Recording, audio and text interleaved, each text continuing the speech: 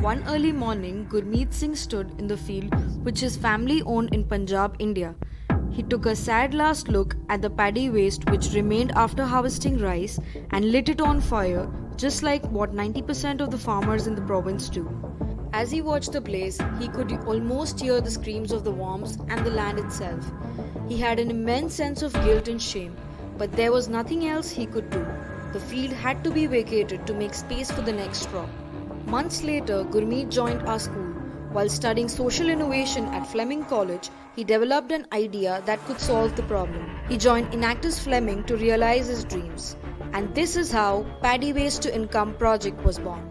Punjab is the largest exporter of rice, producing around 15 million tons and 37 million tons of stubble, the paddy waste, each year.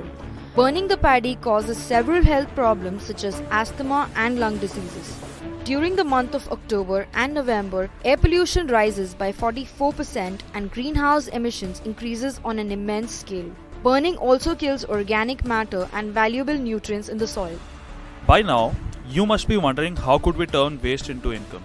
The solution is simple. Paddy waste itself has an intrinsic value, like a hidden treasure. If collected properly, paddy waste could be utilized to produce paper, furniture, mushroom, electricity generation and so many other uses. It can then create an additional source of income for small farmers, helping to alleviate poverty and hunger. Our team had to identify and overcome the obstacles preventing the utilization of this hidden treasure and build a business model to make the solution sustainable. The project addresses 9 Sustainable Development Goals of the United Nations. We have made synergic efforts by collaborating with international bodies like Enactus Thapar, an educational institute from India, and local farmers from Punjab, India. Our business model relies on empowerment of small farmers through cooperatives, education, and microfinance. A cooperative will access a microfinance loan of approx $10,000, will buy the machine and collect stubble from farmers, then sell the stubble to producers. The revenues will be used to pay back the loan and give premium to participating farmers. Each machine can cover around 500 acres during the short window between the seasons. Once a pilot is successful, the model could be replicated and our solution scaled.